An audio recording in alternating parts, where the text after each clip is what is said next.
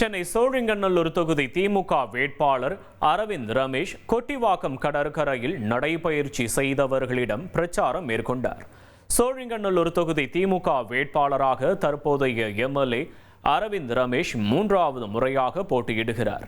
கொட்டிவாக்கம் கடற்கரை பகுதியில் நடைபயிற்சி சென்றவர்களிடம் அரவிந்த் ரமேஷ் துண்டறிக்கை தந்து வாக்கு சேகரித்தார்.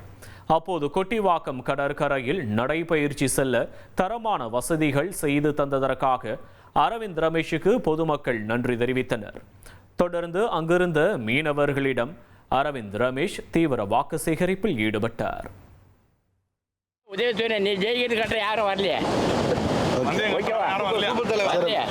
நீங்க பந்தயம் காட்டுறீங்க உதயசூரியன் ஜெயிக்குது அப்படின்னு. ஆமா, அரவிந்த் ரமேஷ் ஜெயிக்கிறாரு, உதயசூரியன் ஜெயிக்குது. ஓகேவா? யாருன்னா வர யாருன்னா வர சொல்லையா, நான் ரெடி.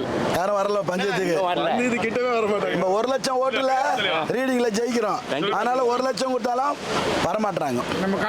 திமுக உதயசூரியன் ஜெயிக்குது. நன்றி, மகிழ்ச்சி தலைவா. இனி செல்லும் இடமெல்லாம் செய்தி. தந்தை டிவியின் வாட்ஸ்அப் சேனலை ஃபாலோ பண்ணினா செல்லருக்கும் இடமெல்லாம் செய்தி.